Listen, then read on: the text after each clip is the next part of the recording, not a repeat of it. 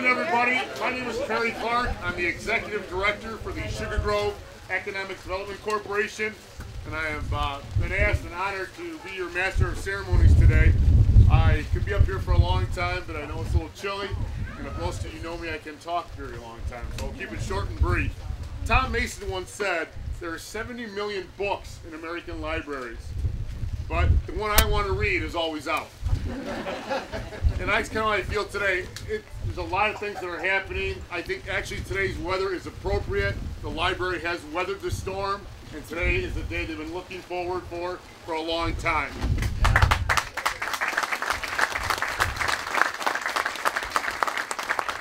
It's my great privilege and honor to introduce the Library Board President, Art Morrical.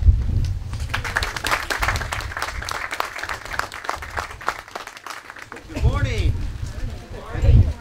As President of the Sugar Grove Library Board, it's my pleasure to welcome you to this special occasion as we begin another chapter in the history of the Sugar Grove Library. I'd like to thank our award-winning architect, John Cordigan, and the Cordigan Clark team for sponsoring this wonderful event. And thank you, Scouts, for that wonderful flag ceremony to start our celebration.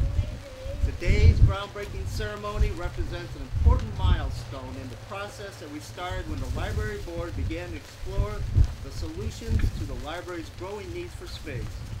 Space to house library materials, space for public access to computers and technologies, space for holding programs, and meeting space for use by community organizations. We realized that expansion of the current library site was impractical for lots of reasons. We gathered community input through focus groups and brainstorming sessions, and we put together a plan for a new building that would meet the needs of the community and reflect the unique image of the Sugar Grove Library District. Since closing on this property here, the Library Board, the Director, and her staff have been working together with the architects to get us to this point, always using the community's input as a guide in making decisions. So in an age when access to information and creativity is recognized as the prime ingredient of economic success, the public library plays a central role in supplying people the information they need to create a successful future for themselves and their community. Our new building gives us an opportunity to provide resources and services that benefit everyone in the community. Free access to these resources and services will empower our community with relevant information and act as a catalyst for economic vitality.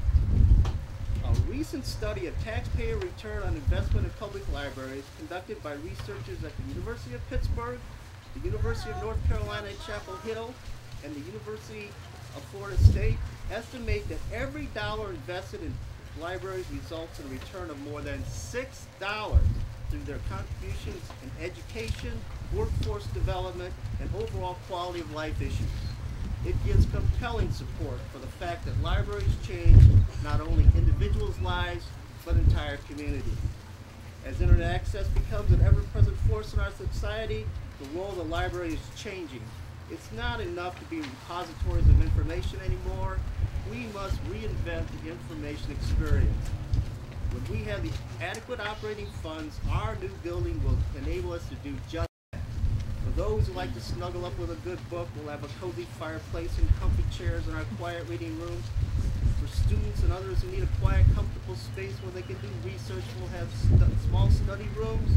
In the front, there'll be a wonderful new space for community gatherings and a library friends bookstore and a coffee shop.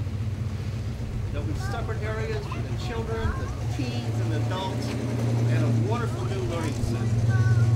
Ah, yes, the Learning Center. It's my pleasure to announce that Anthony J. Rich and family have donated $370,000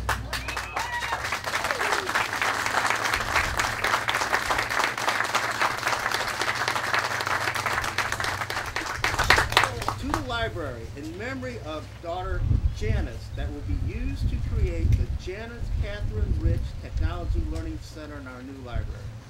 We really appreciate this very generous donation from the Rich family. Thanks to this gift, we'll be able to offer our patrons access to the latest information technologies and learning media. The Learning Center is a real dream come true for our library board. When I think about the new library, I see generations of children inspired with a love of reading and a love of learning that will serve to enhance the quality of their lives. Children who read for enjoyment achieve a better academic success. Together as a community, we need to focus on our children's future and on developing their full potential. The Sugar Grove Library helps provide that focus. I want to personally thank our library board members, Bob Berglund, Jim Raitt, Carol Olson, and Sherry Novotny, as well as former board members Steve Fulton, Ken Weisner, and Aaron Erickson for their efforts in making this project a reality. We're deeply grateful to John Corrigan and Therese Thompson and the entire Corrigan Clark team that designed our beautiful new building along with the Leo A. Daly team. We'd also like to thank Kelly Kinerum and the Wyndham Group for their generous donation to the library and their ongoing support of this project. We'd like to thank the Village of Sugar Grove for naming this past week the Library Awareness Week and for helping in waiving the fees and expediting the schedule. Beverly Holmes Hughes, you and your staff have worked so hard to make sure the details of the interior of the building are optimized for functionality. And we know your hard work preparing for this move has just begun. Thank you. And thanks, Perry, for being an MC today. And sincere thanks to all of you who come out to help us celebrate this special occasion. Let's go build this library.